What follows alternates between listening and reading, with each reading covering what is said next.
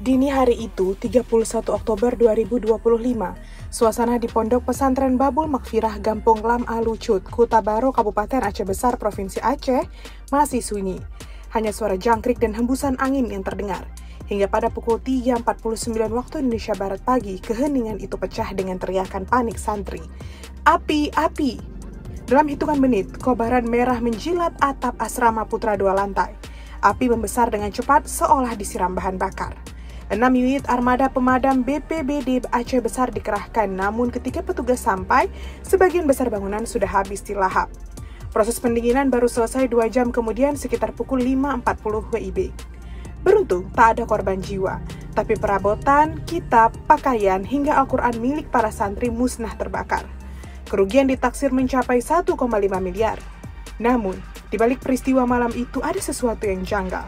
Rekaman CCTV telah mengubah arah dugaan dan penyebab kebakaran. Maklum, beberapa jam setelah api padam, pengurus daerah meninjau ulang rekaman CCTV di sekitar kompleks. Di layar jelas terekam, waktu menunjukkan pukul 03.41 WIB, 8 menit sebelum api terlihat pertama kali. Tampak seorang pria dengan wajah tertutup kain berjalan cepat di sisi utara kompleks pesantren. Gerak-geriknya mencurigakan. Ia berhenti sejenak, menoleh ke kiri dan ke kanan, dan juga memanjat tembok pembatas yang membatasi area pesantren dengan jalan belakang. 2 menit setelah itu, sosok itu menghilang dari balik bangunan, dan tiba-tiba, percikan api muncul di lokasi yang sama. Dalam waktu singkat, kobaran api terlihat menjalar dari bawah ke atas dan begitu besar. Gambar itu membuat pengurus dan aparat yang meninjau rekaman lama terdiam. Muncul dugaan bahwa kebakaran ini bukan akibat korsleting listrik, seperti 3 kejadian sebelumnya di asrama putri, sebab ada jejak api yang tak wajar. Tim pemadam juga menemukan titik awal api bukan di area panel listrik, melainkan di bagian belakang bangunan di dekat tangga luar yang mengarah ke dapur santri. Kalau korsleting, biasanya mulai dari plafon atau instalasi kabel. Ini malah dari lantai dasar, kata salah seorang petugas damkar yang enggan disebut namanya. Selain itu, beberapa saksi mengaku mencium bau bensin di udara tak lama setelah api padam.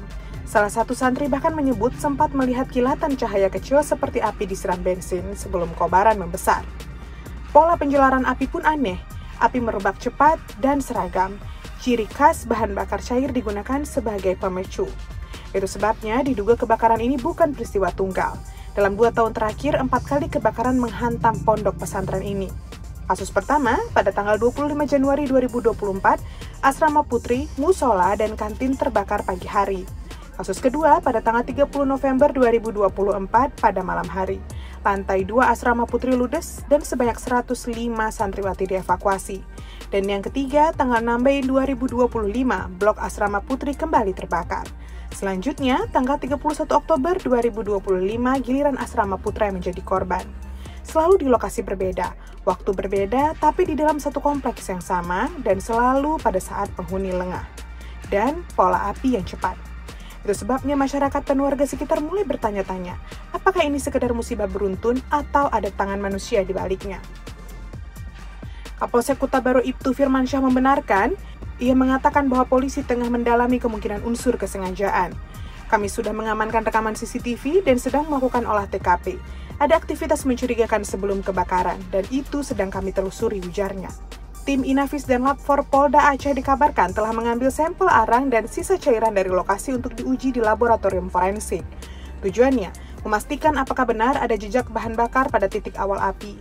Kalau hasil Lab 4 menunjukkan adanya zat mudah terbakar, itu akan memperkuat dugaan kebakaran. Begitupun hingga kini belum ada petunjuk jelas siapa pelaku dan apa motifnya. Namun, beberapa sumber internal pesantren menduga ada pihak luar yang sengaja ingin mengacau. Pondok Babul Makfirah dikenal sebagai salah satu daerah besar dan modern di kawasan Aceh Besar, dengan ratusan santri dari berbagai kabupaten.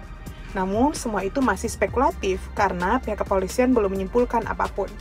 Kini, meski api sudah lama padam, tapi ada rasa takut santri yang belum juga hilang. Santri yang selama ini tinggal sementara di ruang kelas dan aula, setiap malam mereka tidur dalam waspada. Beberapa di antaranya bahkan mengaku sulit tidur dan masih terbayang-bayang kobaran api di depan mata. Kami dengar bunyi kresek plastik saja kami langsung terbangun, ujar salah satu santri kelas akhir dengan mata yang sembab. Pengasuh pesantren Tengku Haji Masrul Aidi berusaha menenangkan para santri, yang menegaskan kegiatan belajar tetap berjalan tapi pengamanan diperketat. Kami pasrah kepada Allah Subhanahu wa Ta'ala, tapi kami juga ingin pelaku ditangkap. Ini bukan musibah biasa. ucapnya dengan nada yang berat. Ya, musibah kebakaran di Pondok Pesantren Babul Maghfirah bolehlah disebut bukan sekedar bencana biasa, tapi satu misteri yang menuntut jawaban terutama dan jajaran kepolisian. Rekaman CCTV telah membuka arah baru penyidikan, bahwa api itu mungkin disulut, bukan muncul sendiri. Jika benar, maka yang terbakar bukan hanya bangunan asrama, tapi juga rasa aman, kepercayaan, dan ketenangan ratusan santri di dalamnya. Karena itu, masyarakat menanti langkah tegas aparat kepolisian. Sebab, jika pelaku dibiarkan bebas, bukan tak mungkin. Api itu akan kembali di malam lain, di bangunan lain, dan di hati Usrat Masuk Aidi dan keluarga serta para santri yang belum sembuh. Kita tunggu hasil kerja cepat polisi selanjutnya.